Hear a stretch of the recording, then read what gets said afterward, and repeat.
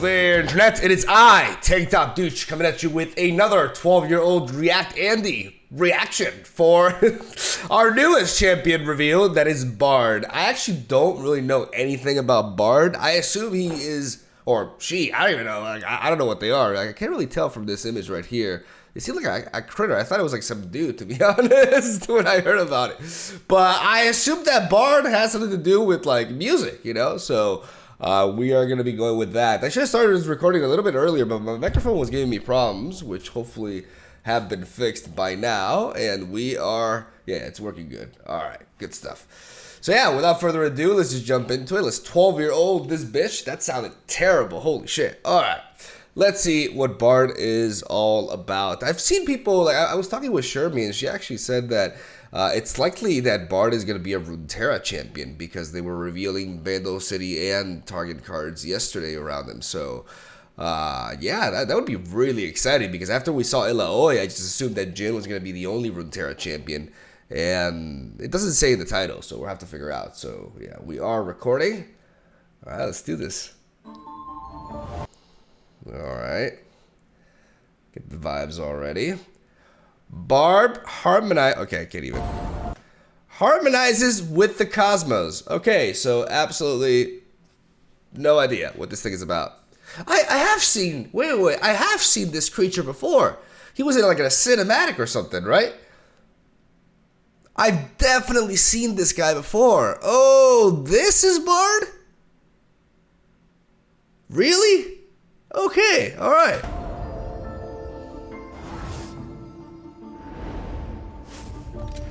Here I am. Wherever here is. Got the path of champions. Again, I know I sound like a boomer, but I'm not the only one. You know, like there are actually people who think like me. What do you think about them incorporating the path of champions like stuff in the champion reveals? Don't they make them like excessively convoluted? Because they start showcasing these like path of champion abilities, and like the other time, you know, with Ilaoi, there was a point where the tentacles were like elusive, right? And you're supposed to tell the difference. Like I don't know, I don't like it. I may be boomer mode here, but I would like the champion reveals to remain like they were before, honestly. But whatever. Okay, here we go. 4-drop. They're all 4-drops, and it is a Runeterra champion. Let's go. Okay, this is good. Origin, the Wandering Caretaker. Attack, plant 3 chimes on random cards in your deck. We actually saw this yesterday in the reveals. They revealed the new chime mechanic, which is basically like a positive sort of like trap, you know, like the flash bombs and the puff caps, but they're applied onto your own deck. And it says on random cards in the deck. So when you attack, it's not like Caitlyn that you're planting them at the very top of the deck, right? So it doesn't seem very impactful initially. The level of requirement says you've increased the total stats of allies in play or hand by 20 or more. That seems like a crazy level up requirement. What the hell? That seems like a lot.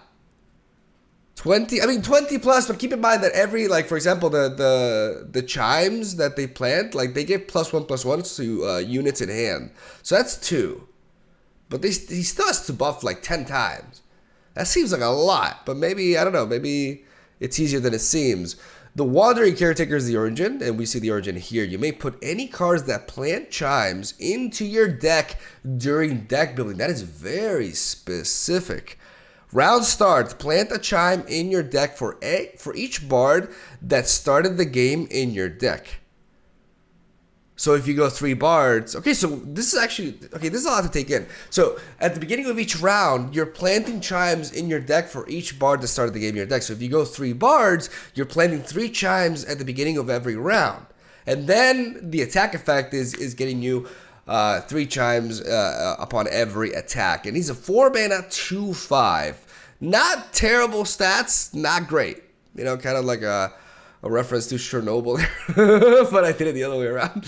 All right, let's see how he plays out. Right now, he seems a little bit, you know, tamed, right? Let's see. So this is BARD. Where did I see this guy? Like a cinematic or something. There's a chime, you know, it's a boon. Or chime is a type of boon, sorry, because boon is a new type of like, it's not a trap, but it works the same way, but on your deck, right? You grant +1/+1 to a random ally. So here they're mixing them with PNZ. Let's use all the colors. All right, we got the substitute, the subtitles, the substitute. I'm gonna take them off. All right, there we go. Amateur aeronaut, nutty. Find your own mischief. Surrender to the melody. Okay, we'll see that card afterwards. So they're playing they're playing the not ballistic bot. What's the assembly bot? They're playing the assembly bot. We saw that landmark earlier. We get to stun an enemy. Okay, so Bard's Traveler Call. So that's a signature spell. 3-mana burst speed spell that draws a follower, then activate the effects of all boons in the top 3 cards of your deck. Again, very variance heavy though. Like this mechanic is because you're planting these at like any card in your deck, right? So you could be planting them like very low under. It's like mushrooms, right? Like it's not like flash bombs. Like I feel like they were headed in the right direction with the flash bomb design. Here it seems like you're already planting a lot of these things, which is why there's no like they're not limited to a specific area of the deck when you plant them, right? So for 3 mana, you're drawing a follower and then you're activating the effect. Again, doesn't seem that strong. Honestly, does not seem that strong. Maybe I'm underestimating this, but it does not feel that powerful. So it's expensive, you know? You draw there. And yeah, so okay, so there you paid 3 mana and you buffed like that thing in your hand.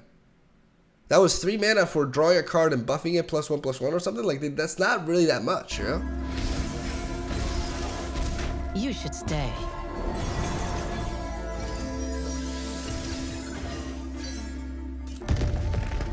I mean, it stacks though. Obviously, like it's, you know, with elusives and stuff, it can be pretty powerful if it builds up. It's just how efficiently, how many of these can you plant consistently is the question, right? Because it is very strong if you're able to. But I mean, I think that this sort of like, well, I'll like ramble about it afterwards. Let's just watch the whole thing. The star power, I don't really care. My fans will be here soon. Why does she have Challenger? Why does she have Challenger? Is that because of the star power? Yeah, okay. See, this is what I'm talking about. This is so unnecessary. I'm like, wait, what? You can give a Challenger with the traps? Fuck. Relax. Such a tease, dude. Okay, so 2 games won and no Bard level up. Room for supper. Eventually we'll see it. Okay, new relic.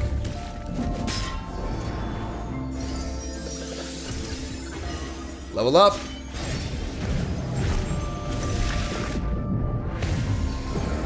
Bro, that's a sick ass animation. 4 mana 3/6. I love me that stat line. Attack, plant 6 chimes on random cards in your deck. When you activate a chime, grant +1/+1 to a random ally and play. That's a payoff. That is a payoff if I've ever seen one. Like the ability to not only buff your hand, but your board when you're drawing these chimes. That's a really cool payoff to go for. The question remains, like, how efficiently can you activate these things, right? Because it seems like it takes a while to level them up, you know? The river always provides. But again, like, it's just... How many... It's a random ally, right? Let me actually go back for a second. Yeah, it's a random ally. Okay, so you got lucky there at buff Teemo. Good player. Good player alert. That's gotta sting. Teemo got too thick for Tom Kench's belly. All right, this is the part that I was looking forward to because I get to look at the cards and actually go over them. You can't see the last one. Like, don't worry, I'll take away my webcam for that one when we get there. But let's go ahead and discuss this a little bit because there's a lot to take in here. Because right now, like, first immediate impression, which is not really worth much, but it's a thing. Not very impressed with the power level, right? But again, I could be underestimating in a lot of aspects. Like we have BARD, the bell ringer right here. I did see this card yesterday. When I'm summoned, plant a chime on the top card of your deck. So this is why I was a little bit thrown off because yeah, I remember like this guy does plant the chime at the very top of your deck, which is really important. When I'm summoned, plant the chime on the top. Yeah, like these 1-drops and 2-drops, they plant chimes on the top of the deck. But then when BARD attacks, that's what threw me off. He plants them on random cards in the deck. So BARD's effect is considerably worse than these two, which is kind of weird, right? You got the Mystic Vortex that when I'm summoned or when I count down, plant 3 chimes on random cards in your deck, so like BARD. So it's either planting one at the very top or planting 3 randomly. And then that's 2 countdown, right? So you play it, you plant 3 chimes, and then it countdowns like in a couple of turns, you plant another 3 chimes, so 6 chimes in total, and then you draw a card. Again, it seems very slow. Like this seems very slow. Like slow for like the payoff that you want is what I mean, right? Because with mushrooms, you know, you're kind of like building up a lot of mushrooms, you know, building them up, you know, with a Puffcat Peddler going crazy, and then you start turbo drawing, right?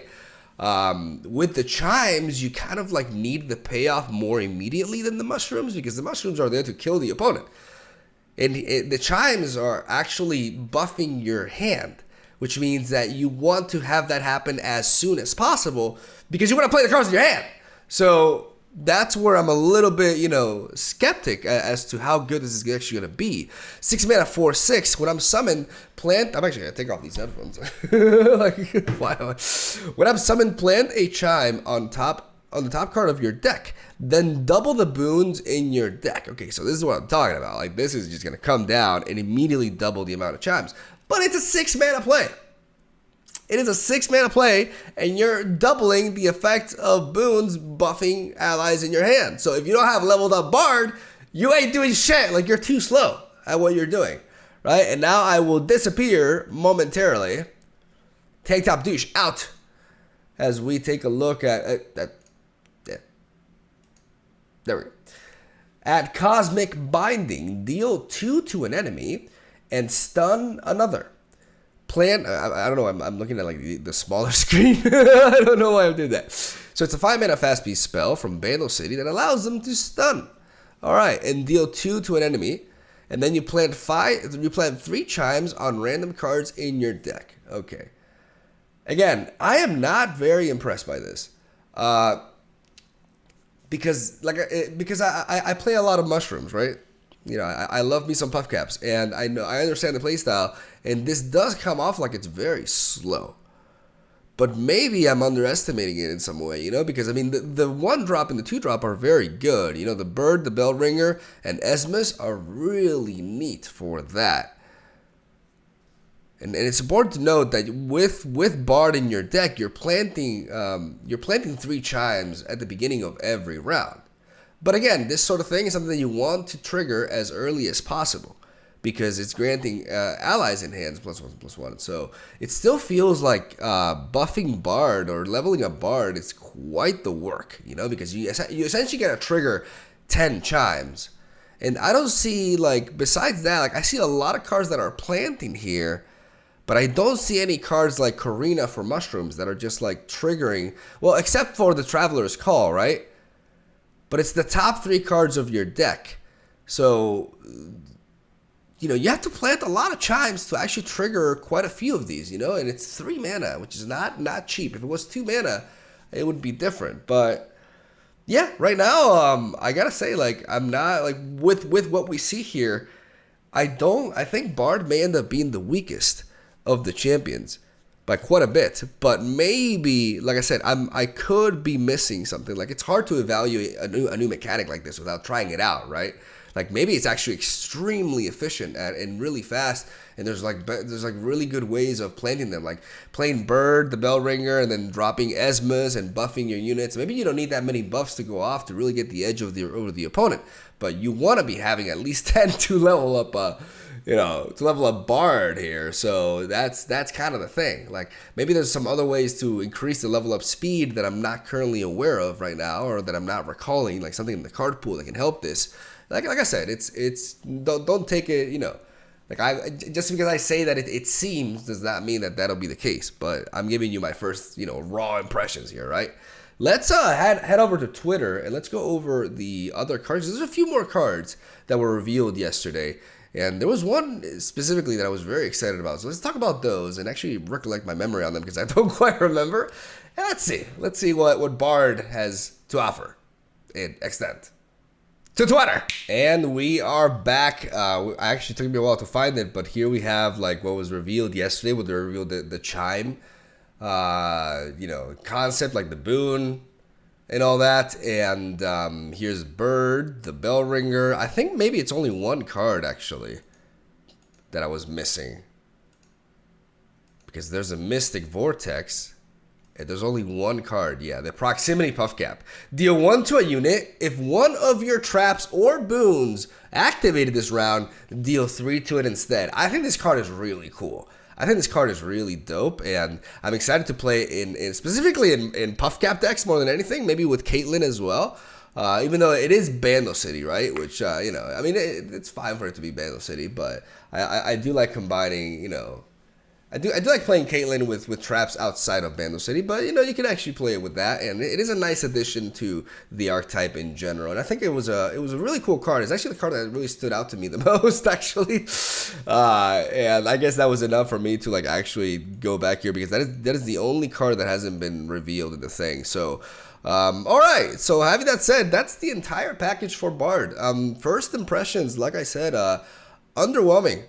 Like, I think he doesn't seem that strong. He seems rather slow, and the package itself is pretty small as well. Like, I figured that, because maybe there's more to come, and there's a few cards that can actually just allow you to trigger these traps more efficiently, or these boons, rather. Because I feel like, especially with the experience that we have with Puff Caps, that it's like, it is definitely an archetype that, I don't know, the design just is kind of like weird in that sense, because you're buffing your own cards in hand, but my brain just tells me way too slow. But maybe I'm wrong. Like, what do you guys think? Do you guys like? I have like no idea what people think, but do you actually think the complete opposite? Do you think it's actually the most strongest champion ever? Do you think it's OP? Do you think it's amazing? Am I missing something? Like, let me know, because that's where I see it right now. Like, don't get me wrong, the 1-drop is really neat, but I feel like the 1-drop is one of those things where it kind of it just kind of isn't. I don't know if it's auto-include. It's early to say that, but it could very well end up being that this sort of like universal 1-drop that's played everywhere in Bando City, because you're basically getting a 1-mana 2/1 that's buffing. It's like a different version of it's like a weaker Omen Hawk in a way. I mean, it has one more power than Omen Hawk, but it's only buffing but it's buffing one card in your hand, right? So and just to make sure, it's a random ally in hand. So it kind of feels like a slightly weaker Omen Hawk in a way on its own, right? Which already, in an archetype like this, already makes it really damn decent. And the 2-drop is also like really neat. Like I like Esmus. I like the elusive design, like where it's like a support unit, right? Like, for example, Young Witch as well. I think that's a very healthy way to, design cards with the elusive keyword. And obviously this thing can be buffed, right? Like, that's the idea. You can buff it more and more with these chimes, but I don't know. I'm pretty content with this card right here. But overall, it just feels like the entire strategy and the entire package, and the Runeterra champion design and the requirements and the payoffs and everything, and the level up requirement are just like a bit too much for it to be very efficient, considering the fast paced nature of other traits, and other mechanics that we're getting. But it's very easy to misjudge these things, especially when you don't actually try out the cards yourself, right? So we'll have to wait and see. But that's my initial impression on Bard, and I'm happy. I had no idea that was actually Bard. Like, I've definitely seen him in a cinematic, And I thought when it was BARD, I thought it was just gonna be like some actual like BARD with like a guitar or some shit. That's what oh man, that's where I'll leave it out. So thank you guys for watching. Stay tuned for daily Legends of Runeterra content. Let me know what you think about the new champion BARD. I'll see you guys tomorrow.